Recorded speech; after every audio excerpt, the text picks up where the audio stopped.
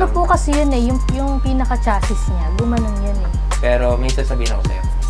Yung maayos po siyang makalayo. Mag-isa, ma'am? Gusto nyo makalayo yung motor ng walang rider. Napakasaya po. Alright guys, nandito tayo ngayon sa Bulacan. We visited one of our beloved motorcycle club, Riders Club of Bulacan. So of course, itong mga club na to ang #1 na supporter ng Bike Night, and at the same time, sila yung pinakamaraming attendees nung nagkaroon tayo ng convention dito sa Bulacan, and kasama natin ng BSB June Rose that time. So ngayon, isa sa member ng Riders Club of Bulacan, napili natin as our 4th winner for this JTech Moto Makeover. Siya ay si Ma'am Divine, wherein isa siyang member ng Riders Club of Bulacan. Nalaman kasi namin something happened to her and dun sa kanyang motor.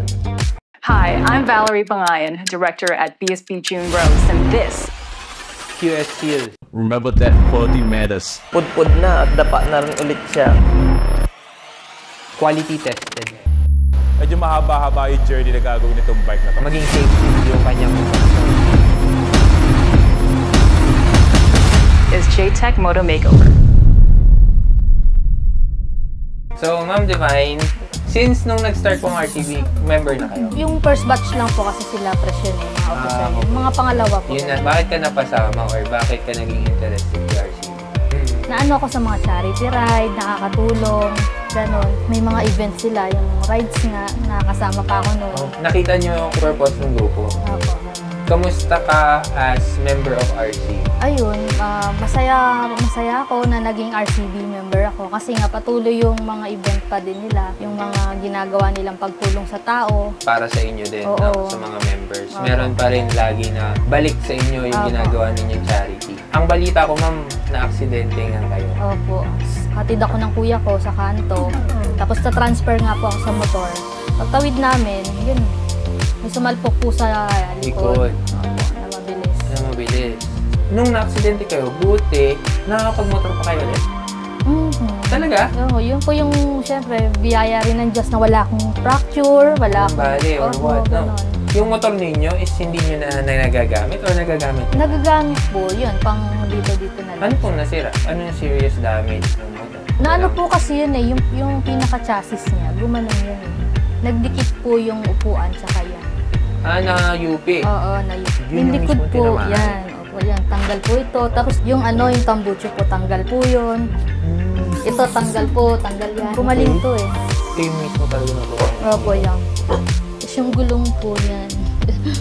Pagtsagaan na palit. Yung mags hindi naman nasira. Yun, sira din po yun. Ano sira? So pinakita nyo rin yan. Basag po yun eh. Ito, So bago na to. Itong Naiba buo na to. Itong likod na to, bago na yan.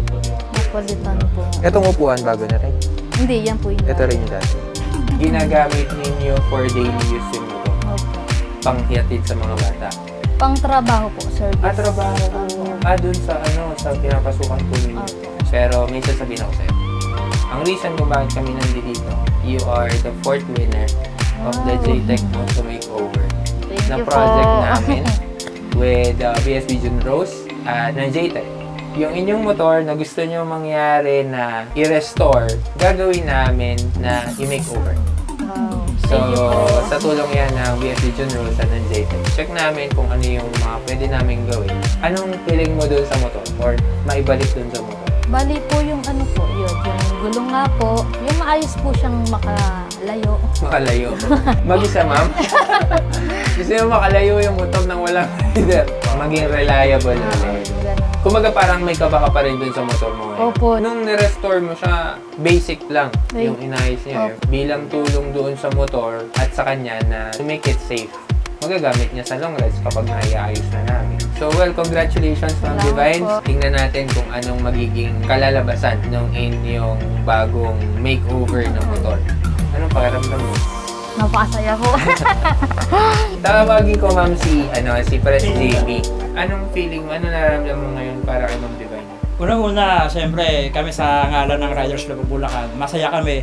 Sabi ko nga, yung gusto namin makatulong sa kapwa, lalo ngayon, natulungan namin is kapwa naming riders. So, malaki yung bagay para sa amin. Alam ko kung gaano siya kasaya. Ganon din naman yung mga officers namin at lahat ng members. Kumaga, nagpapasalamat kami sa Bike Night Asia. at sa sponsors na talagang walang sawang tumutulong at gumagawa ng mga ganitong proyekto para sa mga riders eh. Anyways, Press, maraming salamat po for always supporting Bike Night Asia and its sponsors. And Ma'am Divine, congratulations Congrats. po. Thank you po, marami. Alright guys, so maraming salamat sa mga nanonood ng ating episodes of the JTech Moto Makeover. So abangan natin ang ating 4th winner na si Ma'am Divine. Tingnan natin kung anong kalalabasan ng kanyang bagong makeover na motor. Of course, thank you to our sponsors, PSB Junros, JTech, Noc Corteco, Bosch, Imprint Customs, Virtuosity Playground, Imprint Cafe, si Boss Vic. Magkita-kita tayo on second part of our 4th episode ng JTech Moto Makeover. So tingnan natin ano yung mga gagawin natin dun sa motor ni Ma'am Divine. Let's see, kita-kita tayo. This is Jeff Del Cruz of Bike Night Asia. Lagi yung sinasabi, ride safe and kita-kits tayo sa daan. Okay, so excited ka ma'am sa bagong kalalabasan ng motor mo? Opo. Halika, tingnan natin. Yung motor, bago na. Actually, ginagawa na habang interview ka. Yun ang Grabe mong pressure na to si Press Jimmy, no?